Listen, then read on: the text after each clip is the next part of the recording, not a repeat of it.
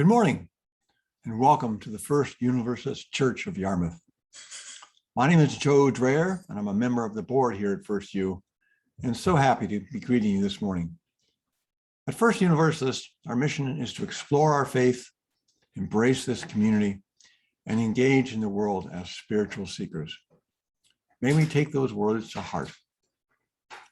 Before our service begins this morning, we have two brief announcements. Although we will not be having a coffee hour in person today, there will be the fellowship immediately after today's service, right here on Zoom. You're invited to stick around in the same Zoom meeting, or simply to drop off and go about your day.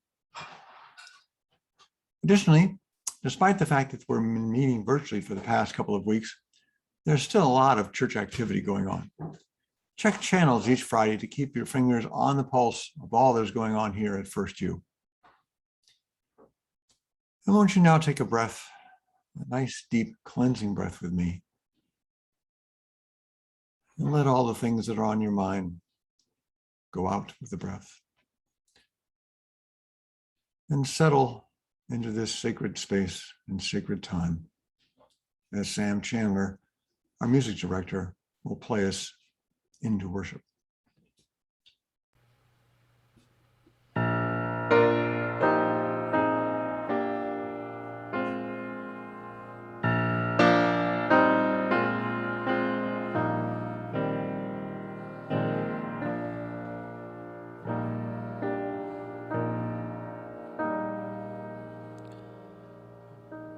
When we are gathered for a time of worship and of song, let none forget the joys and griefs that mark each path of life, and thus we reach for those who love.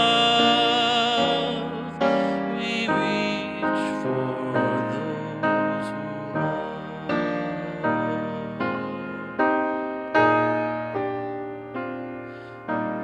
For youth shall pass and time is wise, and countless seasons turn. So day by day our years increase, until at last by life release our spirits shine like stars. Our spirits shine like stars.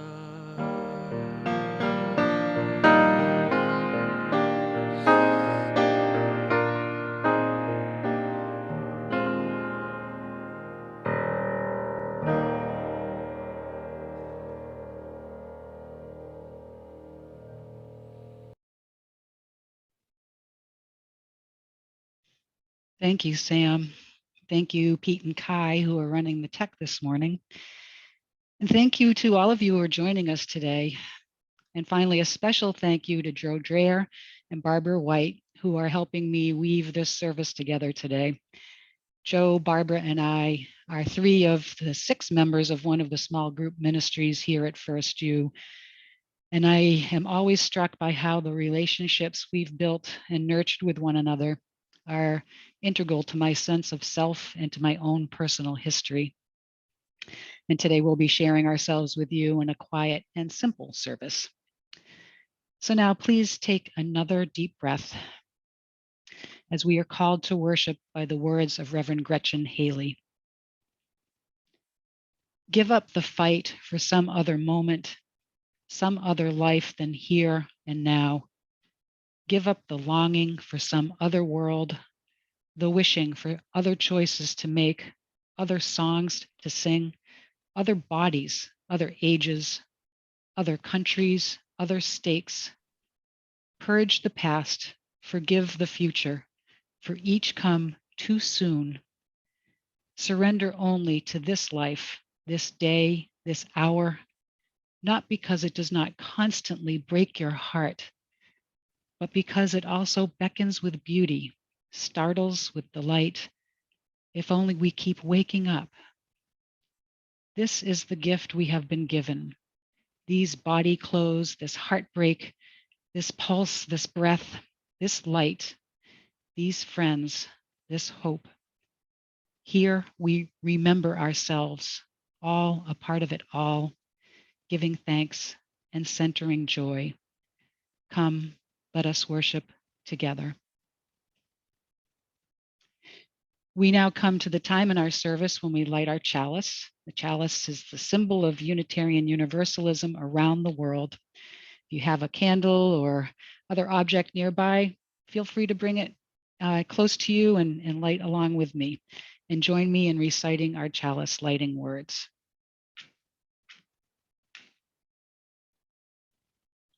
We light our chalice in peace and friendship.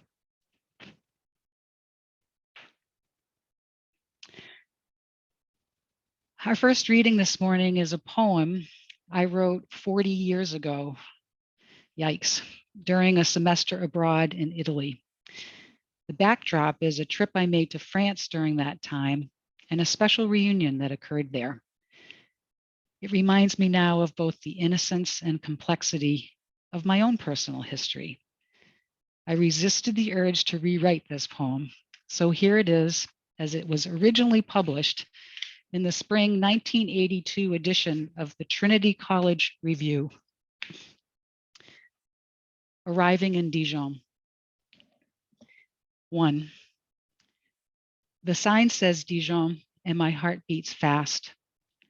From the window, I see you waiting in big tan boots and a thin scarf knotted around your neck. My knapsack knocks into people as I push by. You stride toward me, smiling. We don't try to speak. I bury my face in your coat, smell musk of suede in your skin. Your long arms stroke my back, warming me. Holding you after a year apart, tears rush into my eyes. I don't realize it is raining. In your dented Renault, we wind through the streets of Dijon, and I ask, do you have any potatoes? And you laugh. I think you realize that I'm still the same little sister, always saying something dumb. In your apartment, I kick off my shoes and wander from room to room. You sing in the kitchen, bouncing 6 fat potatoes from a sack to the table. I smile from the door. Staring back, your brown eyes are wide, cheeks flushed with pink from being outside. You wash dirt from the spuds, hand me the peeler. Big chunks of white, sizzle and brown and oil, and I smell home again. 2, we're drunk. You fall onto my bed and I flop next to you. You are a beautiful man. Remember the time in high school when drunk, you slept in my bed? I came upstairs, slipped into my nightgown, and crawled in next to you. Later, you woke, probably thinking, aha, who is this? When you saw it was me, you left the room. I wanted you to stay. I think of that now in Dijon.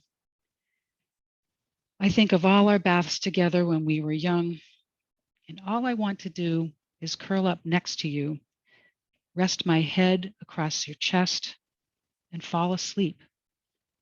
And in the morning, we could cook home fries and not talk about how we aren't kids anymore.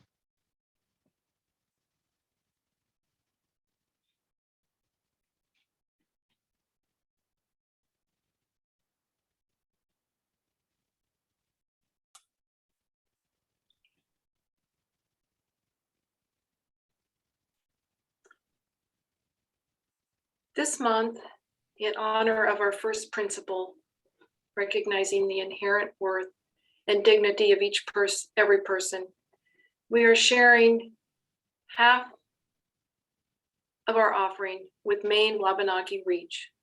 They provide food and supplies to the 5 Wabanaki community food pantries through their Grandmother's Love initiative based on values the grandmothers teach, that love is sacred and to always help one another.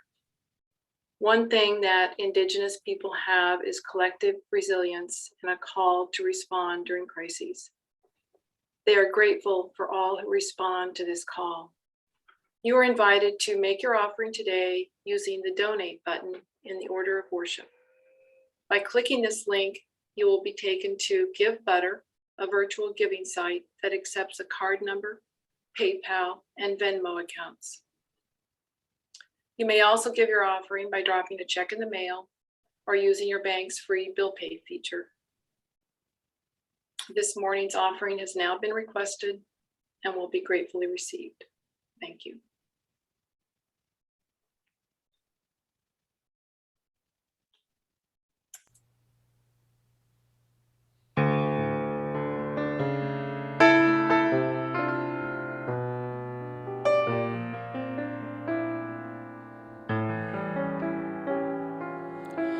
If I could save time in a bottle, the first thing that I'd like to do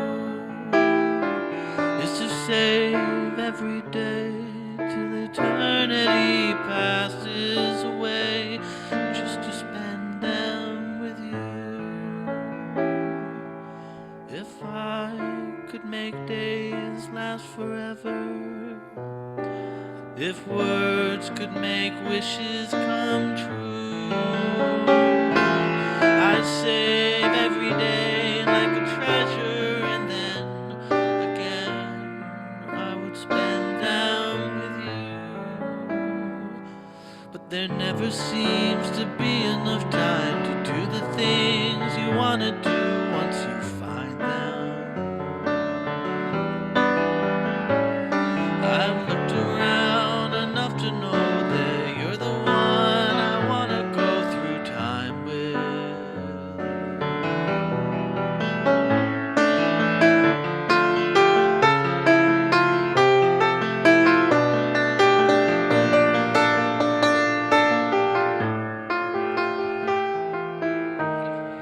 If I had a box just for wishes and dreams that had never come true, the box would be empty except for the memory of how they were answered by you. But there never seems to be enough time to do the things you want to do once you find them. I've looked around enough to know that you're the one I want to go through time with.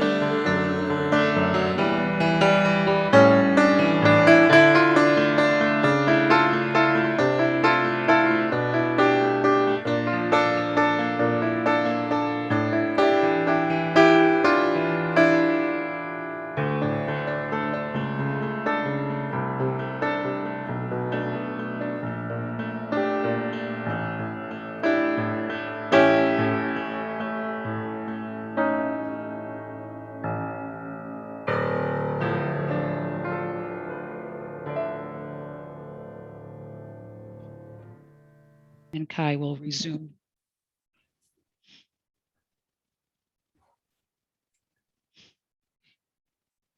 So I'm about to read a poem that's about many things, particularly noticing, being present, remembering, and addressing the question of what is enough. The poem is This Much I Do Remember by Billy Collins. It was after dinner. You were talking to me across the table about something or other, a greyhound you had seen that day or a song you liked. And I was looking past you over your bare shoulder at the 3 oranges lying on the kitchen counter, next to the small electric bean grinder, which was also orange, and the orange and white cruets for vinegar and oil, all of which converged into a random still life so fixed together by the hasp of color and so mixed behind the animated foreground of your talking and smiling, gesturing and pouring wine, and the camber of your shoulders. And I could feel it being painted within me, brushed on the wall of my skull, while the tone of your voice lifted and fell on its flight, and the three oranges remained fixed on the counter the way stars are said to be fixed in the universe. Then all the moments of the past began to line up behind that moment, and all the moments to come assembled in front of it in a long row. Give me reason to believe that this was a moment I had rescued from the millions that rush out of sight into a darkness behind the eyes. Even after I have forgotten what year it is, my middle name, and the meaning of money, I will still carry in my pocket the small coin of that moment, minted in the kingdom that we pace through every day. Thank you, Joe. And this poem is a poem by Peter Fredericks titled Origins. What is the history of anything? This apple, let's say, that my grandson just picked as he sits on my shoulders, feet dangling like parentheses around my heart. Its father, a random visitor, guided to mother flower by ancient knowledge, from a teeming hive of workers intent on serving their queen, that was brought to this orchard by an itinerant keeper who, in spring, drove 1,000 coffee-fueled miles in under a month in a truck, badly in need of a muffler, all the while reliving the fight he had with his wife just before he left home, wishing his cell phone had service. Whose juice that drips in my hair from the boy's first taste of autumn mere moments ago flowed through the vein of this tree, which was planted decades before by a man with 3 sons, one of whom he disowned over what now in hindsight seems trivial. Not to mention the rain that fell this summer, broadcast in sheets of lightning and thunder, that woke the baby who lives in a moldy basement apartment on the night before her father's first day of work in more than a year, when he desperately needed to sleep. And the sun whose rays crossed 93 million miles in under 10 minutes to fall on these leaves and the face of my neighbor, who I learned just last week has skin cancer. This child on my shoulders, I hope, will remember me and this day, so full of sweetness and laughter and the simple pleasure of fruit. Thank you.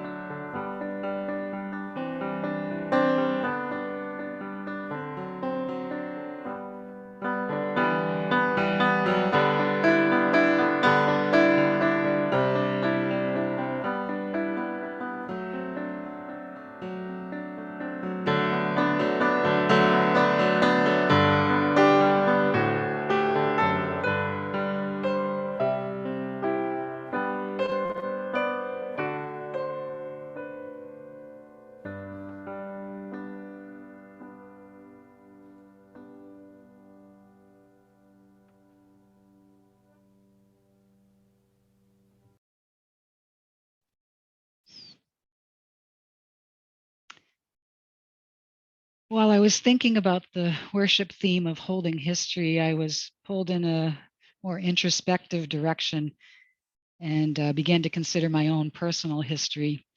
Hence the reading of my poem earlier about a bit of history I share with my brother Andy. I also quickly thought of my father. Dad was a history buff, with his nose often buried in biographies, autobiographies, and books about historical events. He also subscribed to American Heritage magazine, which in my childhood was published in a hardcover format. Perhaps that's what made it difficult for Dad to part with any of the back issues. How could he even contemplate throwing away an actual book? So there were many, many boxes of them stacked in our attic where I often went to play. And I remember getting absorbed in them myself, losing track of time as I flipped through their pages. I suspect now that most of the articles in American Heritage were written from a place of white privilege, although I don't know that to be fact. But I found myself going down this rabbit hole, considering history in a broad sense again, thinking maybe I should talk about something headier, culminating with a call to action. Yeah, maybe I could delve into the relationship between history and time and talk about causes and effects and timelines. But then I remembered I wanted to keep my reflection more personal, more below the shoulders, as Reverend Hillary would say. So I stopped and I took a breath and I thought of Dad again. And then I remembered a piece that I wrote about him and read here several years ago.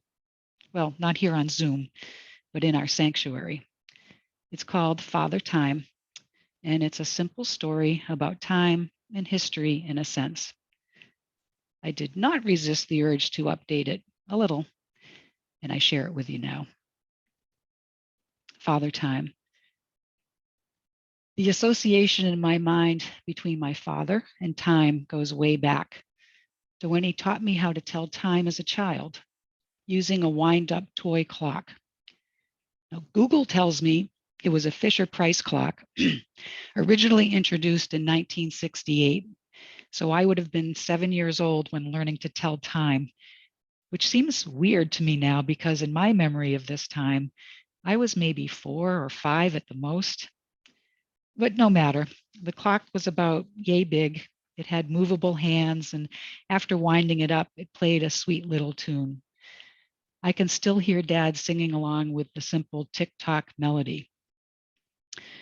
Da da da da da da da da dun dun dun da da dun da da da da dun dun dun dun da da dun dun da da da dun da dun dun da dun dun dun. Tick tock, tick tock. I was reminded recently that the actual words to that song, which I don't recall, are rather dark. But for me, it's a joyful and a fond memory. So I ask you to receive it joyfully too. Anyway, Dad loved clocks, especially old clocks. And we had several in my house growing up, including a great big old grandfather's clock, which went up nearly to the ceiling, and a smaller hanging wall clock. Their ticking and chiming was part of the background music in our home. Dad would wind the clocks every Sunday, part of his Sunday morning ritual. I can still see him glancing down at the watch on his wrist and then adjusting the hands of the other clocks to make sure that they were all in sync, at least for that day. But beyond the physical clocks, my father had what I consider to be a healthy relationship with time, where so many of us are stuck dwelling in the past or overly focused on the future. He exemplified the phrase, living in the moment.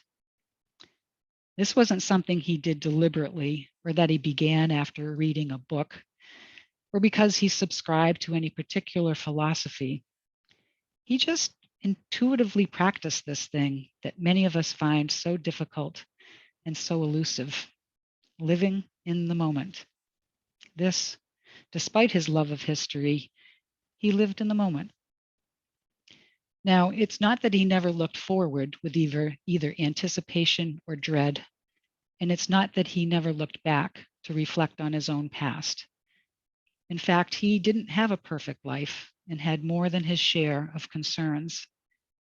But somehow, he always appreciated what was right there, right then. He took time to listen and to savor and to enjoy whatever he was doing at that moment. If you met up with him and asked him, "How are you?"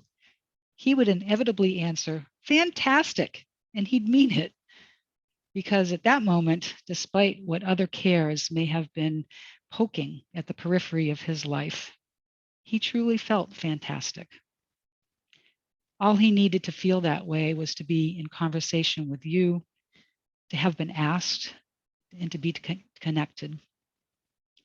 And if you came bearing ice cream, well, all the better. He always had time for ice cream and for you. My father died nearly 15 years ago on my birthday. He died in the evening at home with his family around him. His wife and his living children were all able to say their last goodbyes and to hold his hands and to stroke his face as death approached. Later, after he was tenderly bathed by the hospice aide, his body was placed on a gurney by the funeral home staff, who then escorted him out through the front doors of the house, just as the grandfather's clock was chiming 12, marking the end of the last day of his life and announcing the start of our first day without him.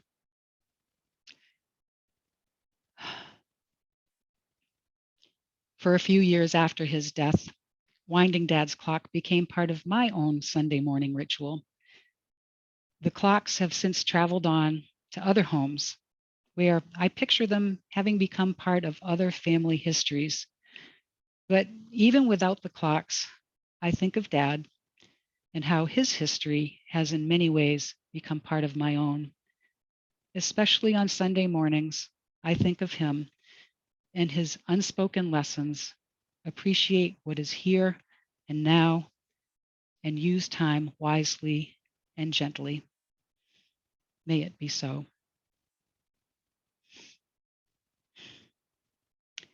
As we near the end of today's service, I ask you to consider your own history and yet to keep yourself open to the present.